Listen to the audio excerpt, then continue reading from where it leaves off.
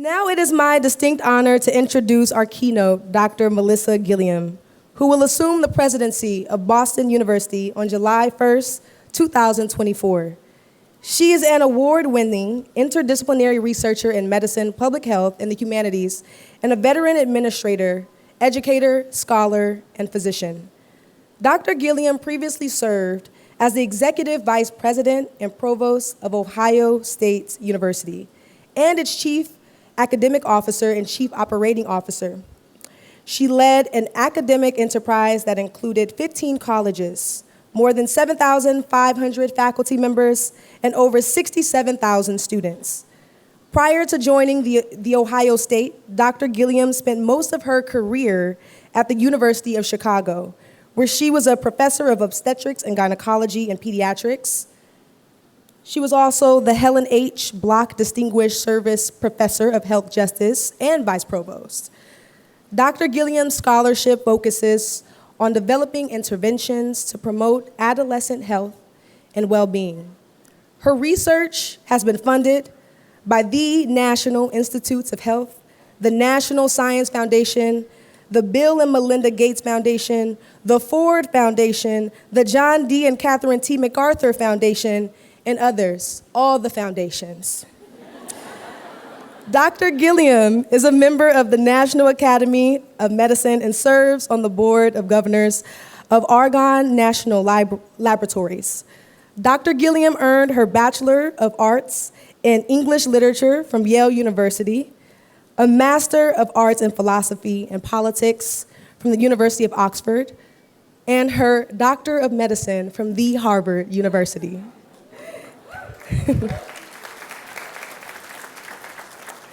She also obtained her Master in Public Health from the University of Illinois, Chicago. She completed an internship in general surgery at the University of Chicago and her residency in obstetrics and gynecology at Northwestern University.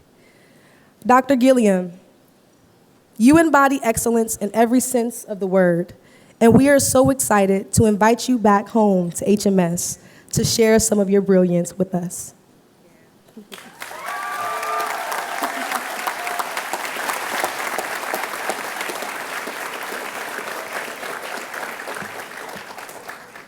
Thank you. Thank you so much for that warm welcome. Thank you all for being here.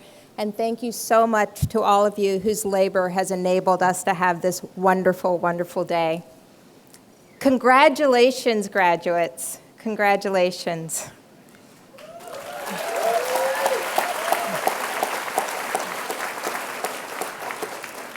Congratulations to you and your families, your friends and teachers. This occasion is truly joyous. You're graduating in a remarkable moment in human history. You are graduating having endured a worldwide pandemic. You are graduating during a medical inflection point that promises great opportunities as gene therapy, artificial intelligence, and robotics will lead to breakthroughs we could not have imagined a decade ago. You are also graduating at a troubling time when hatred is on the rise and democracies and democratic values are under threat. And yet, you have chosen a life of service. So how does one serve at this challenging and beautiful time? I'll offer you the principles that guide my own life of service. Love yourself, love one another, and love mankind. Loving yourself means fulfilling the promise of your abilities amidst all that you will encounter.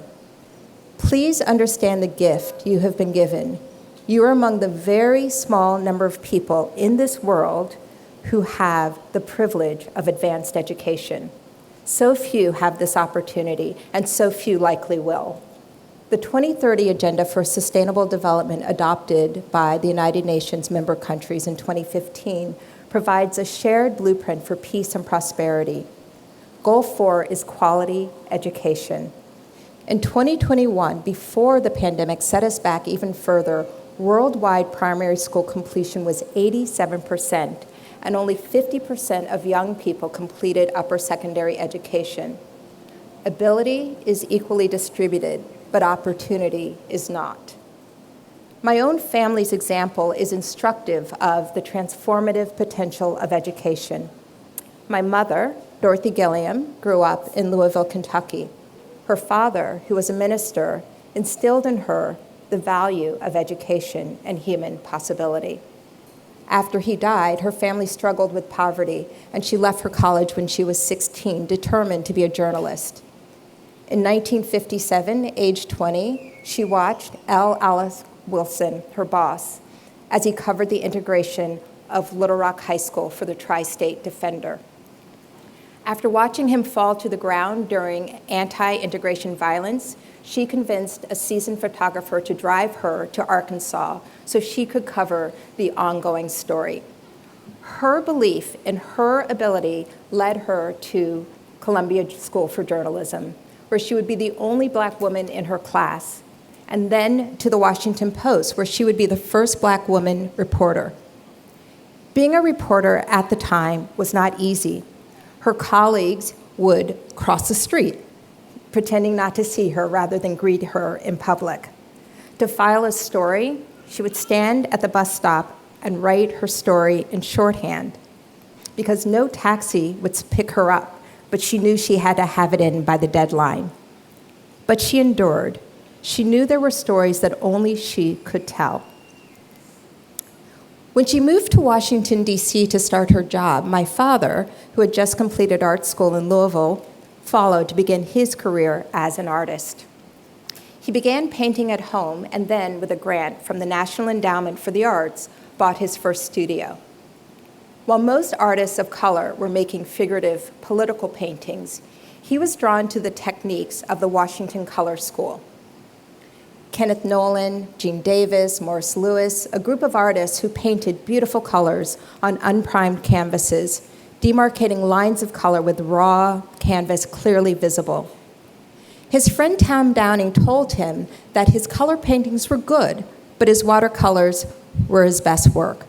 So Sam began to soften the hard edges between colors, let the colors meld. Then, like his heroes, John Coltrane, Miles Davis, he began to improvise.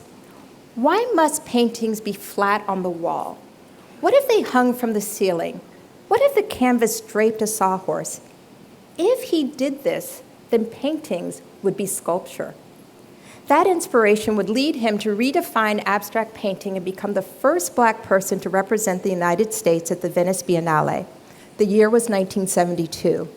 His belief in himself as an artist carried him from his birthplace in Mississippi to the walls of the major museums in the world. The thread here, and what I want for you, is a love of self that is so strong and so passionate that you fulfill your abilities. If you do, you see new things, you think new things, you follow hunches and inspirations, and at moments when I am confronted by a world that often seems broken, I think about these two young people starting out before the civil rights movement was fully formed, digging deep and moving forward.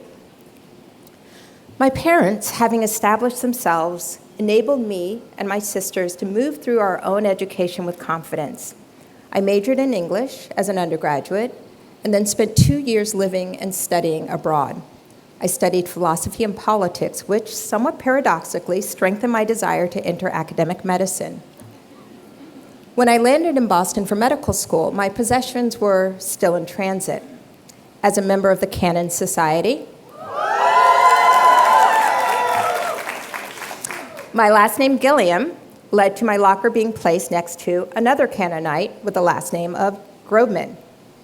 Bill Grobman was kind enough to lend me a sheet and a pillowcase when I had neither. I imagined the Harvard administrator who gave me my locker assignment and alphabetized my partner for almost everything: anatomy lab, histology, patient doctor. 34 years later, Bill is still my partner for everything.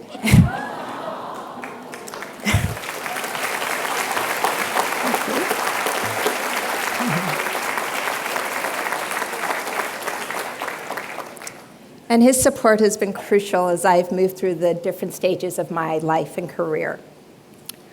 I tell you this story in the context of your last 4 years, when you have worked so hard and studied for so long, think about how much knowledge you have gained and how many hours you have spent in that quest.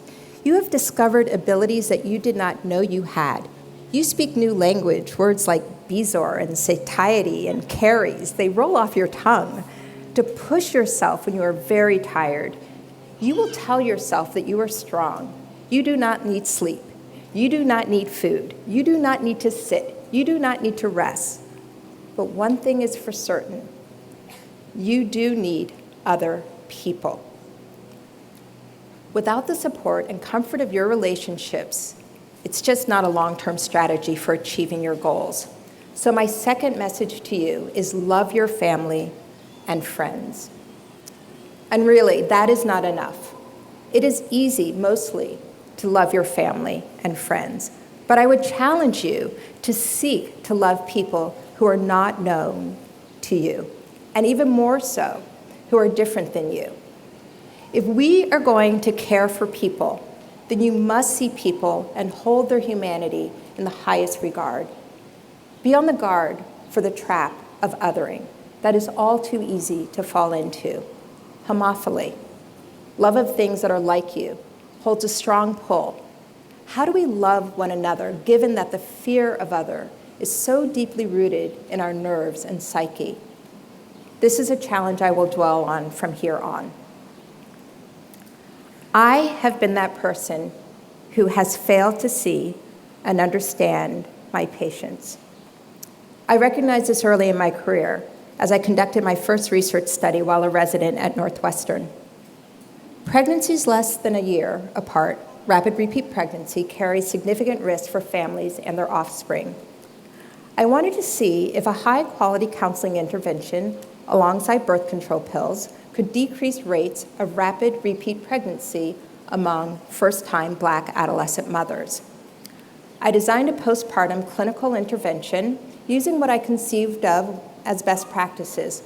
I then followed the participants longitudinally, and I raced around to meet each adolescent mother during her postpartum visit. But slowly it dawned on me that there was a very high no-show rate among adolescent mothers, and yet this 6-week visit was a cornerstone of postpartum care. As I reached out to them and talked to the patients who did not return, I got snippets of their daily life: a broken elevator, getting kicked out of school for being late, losing electricity, the list went on. You understand these factors as a social and structural drivers of health. I realized the project, as I initially conceived of it, needed to be revised. If I had not had the opportunities to hear from the people for whom we care, people who were having lived experiences different than my own, I would have patted myself on the back for completing my project, but never really have helped those I most wanted to. I have also been the person who has felt mistrust of clinicians. I spent much of my career at the University of Chicago on the south side of Chicago, the most economically challenged area of the city. My Uncle Coolidge lived nearby. As he aged, he developed COPD and coronary artery disease. Uncle Coolidge had a wonderful relationship with his primary care doctor, but often got admitted to the emergency room. My cousin Brenda, who is a nurse at another hospital, and I had a routine. She would page me when he got admitted, and if I could, I would grab my white coat and stethoscope and run to his bedside. I was standing guard. I wanted people to anchor their judgment and medical decision-making with my white coat in mind, as if, yes, this is your colleague. This is your colleague's family member from our surrounding community. I'm sorry, not a nameless, faceless person from our surrounding community. My worries were unwarranted, but we need to recognize that when we care for people who differ from us, there is a risk of inequitable care. So I challenge each of you to keep that in mind as you go out and care for people. I know that every day you will go to work wanting to get the very best outcomes for each person you will see. To do that, you must be aware of the forces that will work against you and move not just to listen, but to hear. Really hearing someone can be life-saving. I had my first child as a third-year resident. I had spent so many months caring for high-risk pregnant people that when the baby was born, I breathed the biggest sigh of relief. About 10 days later, I had my first day alone with a new baby and began to run much-needed errands. My usually calm baby cried loudly, and then not at all. We arrived home, and he seemed so docile, and I thought it was really odd because he was usually really playful. And so I called Bill, describing my worry about these really just non-specific findings, and he said, trust your gut, call the doctor. And so when I called the pediatrician, she listened and she said, go to the emergency room. And with her validations, it was like the pieces just fell into place, and I flew. And things really, really were wrong. He was in an SVT, and soon after that, we were in the ICU, and he was intubated and on pressors. And I even learned that they had called the ECMO team, thinking maybe they could just buy some time for him to recover from shock. They were finally able to convert him to sinus, and Ben is now a perfectly healthy third-year Harvard medical student.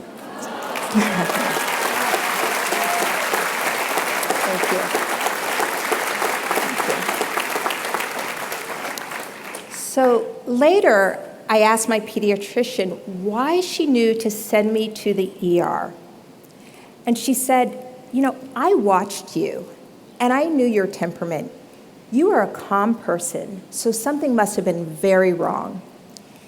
If my pediatrician had said, come to the office, there is a respiratory virus going around, which there was, or dismissed me as another over-anxious new mother, we would have had a different outcome. So as my career progressed and these relational challenges began to increasingly weigh on me, I left the science lab and I went back to my roots in the arts and humanities. I began to imagine a different way to conduct my research using humanistic practices to bring young people into the research process as co-designers. At first, honestly, my ideas were met with a lot of skepticism and at times ridicule. But I drew on that skepticism to up my game. I collaborated with colleagues from across the institution. We got grants, we wrote papers, you heard about all the foundations, and the work flourished. Through storytelling, we worked with adolescents on the south side of Chicago and in urban slums in India. Through game design, we met tech entrepreneurs and launched a startup. With design, we have helped young people have agency both within and outside of the healthcare system. Yet this is not a career filled with victories. I am only too aware that the issues of justice that I have committed my life to, whether it be reproductive, racial, economic, environmental, are not only very far from being achieved, but are constantly challenged. Yet the path I am on is not measured by wins and losses. It is a personal path, an internal struggle in which I aim to live life without malice or fear of anyone or anything. So setbacks do not weaken my resolve, and they should not weaken yours, but only serve us to strengthen it. The path you are on starts with a love of self, the continuing desire for knowledge, the support of your family and friends, and the commitment to improve the lives of others. Do not worry where it will take you. Mine took me to English literature, philosophy, politics, medicine, public health, and now I will leave the practice of medicine altogether to use other levers to improve the health of people and the planet. And so the last piece of advice I will give you is the one, perhaps you may think, has the least to do with medicine at all. Read widely. Doing so will help you to understand the world, express yourself, and contribute to the scientific literature. It will enable you to think critically and honestly about the human condition. When we read literature, we are transported to new times, places, and ways of seeing. We learn to appreciate nuance and detail and beauty in both the complex and the mundane. Along my way, I met Rilke, who taught me that even as a learned poet, you write back to the young aspirant. I met Eliot, whose politics I dislike, but whose poetry has taught me so much about silence and music and waiting. From the late John Lewis, I am reminded of a beloved community, and the Reverend King reminds me how long the path will be. My late father is still with me and reminds me that art and music are among the highest callings. In our professions, we will make mistakes, we will save lives, and we will have complications. We will often make a difference, but sometimes we will fail to make a difference.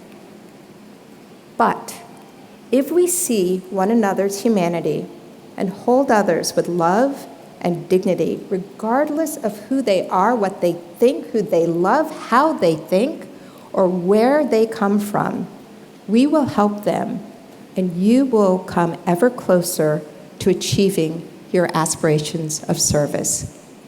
Be well, and congratulations to you on all that you have achieved and all that you will achieve.